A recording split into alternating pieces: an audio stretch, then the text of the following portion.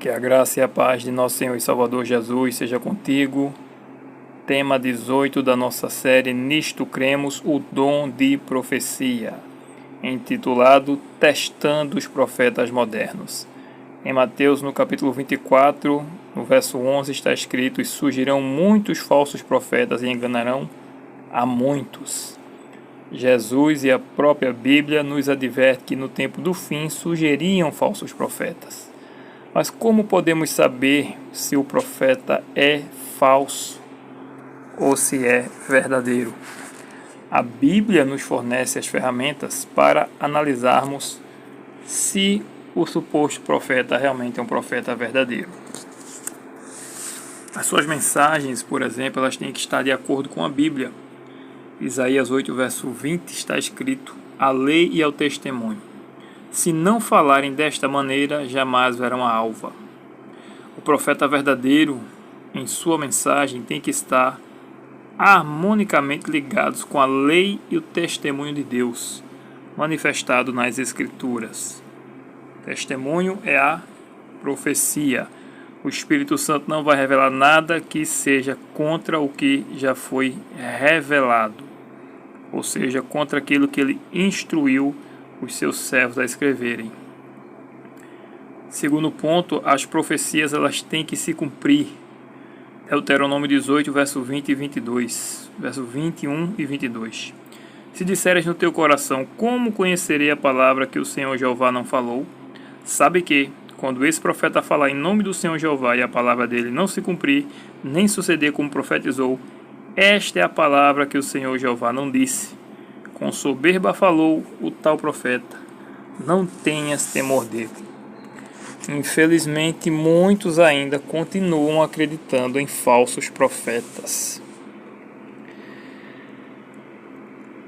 É interessante também que a profecia, ela tem que ser cumprida. O terceiro ponto, crer na natureza divina humana de Cristo. Nisto reconheceis o Espírito de Deus. Todo espírito ou toda pessoa que confessa que Jesus Cristo veio em carne é de Deus. E toda pessoa que não confessa a Jesus não procede de Deus. Primeira carta de João, no capítulo 4, versos 2 e 3. Este teste exige mais que um simples reconhecimento de que Cristo viveu sobre a terra. O verdadeiro profeta deve confessar o ensinamento bíblico da encarnação. Ele deve crer em sua divindade e pré-existência, seu nascimento virginal, sua verdadeira humanidade, vida sem pecado, sacrifício expiatório, ressurreição, ascensão, ministério intercessor e segundo advento. Agora o ponto 4. Ele tem que produzir frutos. Segunda carta de Pedro, capítulo 1, verso 21, está escrito: Porque nenhuma profecia foi produzida por vontade de homem algum, mas os homens santos de Deus falaram inspirados pelo Espírito Santo. Através dos frutos produzidos pelos profetas, podemos distinguir se ele é realmente um profeta. Aquele camarada, por exemplo, que disser que profetiza ou eu profetizo, pode saber que essa profecia já não veio de Deus. Porque os profetas antigos, eles diziam: assim diz o Senhor, ou está escrito. Mateus 7, versos 16 e 18 ao 20, fala dos frutos. Pelos seus frutos os conhecereis. Não pode a árvore boa produzir frutos maus, nem a árvore má produzir frutos bons. Toda árvore que não produz bom fruto é cortada e lançada ao fogo. Assim, pois, pelos seus frutos os conhecereis. É analisar a vida desse suposto profeta. Por exemplo, mais ou menos na mesma época de Ellen White, surgiram, ou antes, um pouco antes e um pouco depois, surgiram alguns profetas modernos, que até hoje as suas igrejas estão fundamentadas em seus ensinos. Joseph Smith, que é o profeta da Igreja de Jesus Cristo dos Santos dos Últimos Dias, conhecida também por Mormons, ele ensina que existem vários deuses e cada ser humano salvo já existia antes de nascer e também será um Deus no mundo futuro.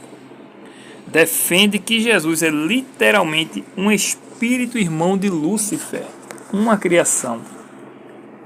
Isso está em Gospel Through the Ages. Não sei se eu pronunciei certo. Gospel Through, não sei se essa pronúncia é T-H-R-O-U-G-H, The Ages, página 15. Está escrito: acreditamos que a Bíblia é a palavra de Deus, até onde sua tradução for correta. Olha só. Article of Faith of the Mormon Church. Não passa no teste apresentado pela Bíblia, por isso consideramos um profeta falso. Além de ter o livro de Mormons, como um livro inspirado, onde tem várias doutrinas ali, inclusive um tanto quanto espíritas. Aí temos Charles T. Russell, o profeta das testemunhas de Jeová. Eles têm sua própria tradução da Bíblia, que é infiel aos textos originais, e seus ensinos torpes nega princípios fundamentais acerca de Jesus. Entre eles, a divindade absoluta e singular de Jesus Cristo. Eles ensinam que Jesus Cristo é um ser criado. A ressurreição física e corporal de Jesus Cristo. A volta física e visível de Jesus Cristo. A salvação perfeita da cruz de Cristo. Charles T. Russell também não passa no teste, por isso o consideramos como um falso profeta. O dom de profecia manifestou-se no ministério de Ellen Gold White, cofundadora da Igreja Adventista do Sétimo Dia. Foi-lhe concedida instrução inspirada da parte de Deus em favor de seu povo dos últimos dias. Como anteriormente analisamos estas duas personalidades religiosas, Joseph Smith e Charles Russell, também iremos analisar o ministério profético de Ellen White. Diga-se de passagem, um ministério bem mais longo, de décadas.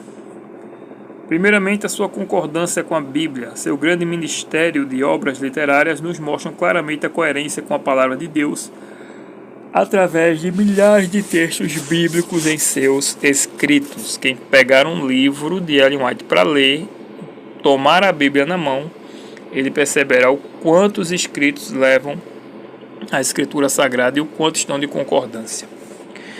Segundo ponto, a exatidão das predições. Entre as predições cumpridas fielmente, citamos em 1850, quando o movimento espírita, grupo que supõe manter comunicação com o mundo dos espíritos e com os mortos, ainda se encontrava nos primeiros passos. Ellen White identificou como um dos grandes enganos dos últimos dias e predisse seu crescimento. Durante o período de vida de Ellen White, os protestantes e católicos não tinham uma harmônica convivência. Existia um bloqueio que os impediam de ter uma cooperação mútua. Ela profetizou que, com o tempo, os protestantes iriam se afastar dos princípios da reforma e, consequentemente, se reduziria esta distância dos católicos, como hoje já se vê. Terceiro, ela crê na natureza divina humana de Cristo. Percebemos em seus escritos que Ellen White crê em Cristo como um Salvador e Redentor e seu ministério de redenção. O livro que reflete claramente a vida de Jesus é o Desejado de Todas as Nações, escrito totalmente coerente com os escritos sagrados. E um livro que eu indico você ler.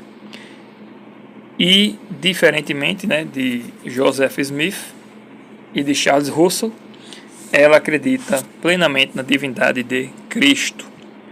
Em quarto está os seus frutos.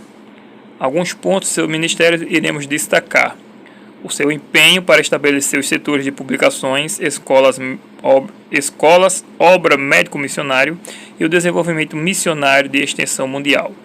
Sua extraordinária obra literária, que constitui mais de 100.000 páginas, para uma pessoa que não tinha nem completado o básico acadêmico. Aliás, parou seus estudos no 3º ano do primário. O conhecimento de Ellen White não se limitava a alguma área específica.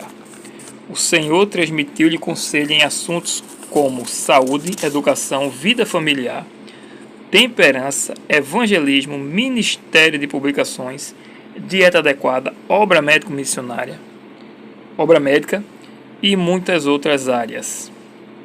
Talvez os seus escritos no campo da saúde tenham sido o mais extraordinário, uma vez que a iluminação por ela recebida em parte há mais de um século tem sido comprovada através da ciência moderna. Deus envia profetas nos momentos de crises.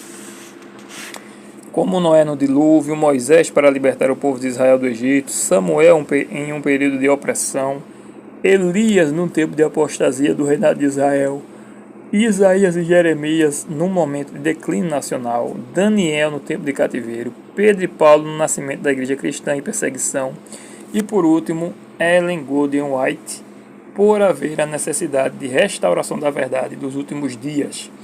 Apocalipse 12, verso 17, está escrito que o dragão irou-se contra a mulher e foi fazer guerra contra os restantes da sua descendência, ou os remanescentes, que são aqueles que guardam os mandamentos de Deus e têm o testemunho de Jesus Cristo, ou seja, o dom de profecia, o Espírito Santo. Como já estudamos, as características da igreja é a guarda dos mandamentos de Deus, que se encontra em Êxodo 20, e aqueles que têm o testemunho de Jesus, que é o dom ou espírito de profecia. Apocalipse 19, verso 10.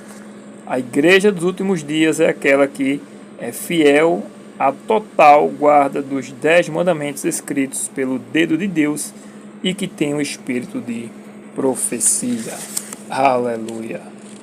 No próximo tema, estudaremos as 10 provas de amor, exatamente sobre os 10 mandamentos.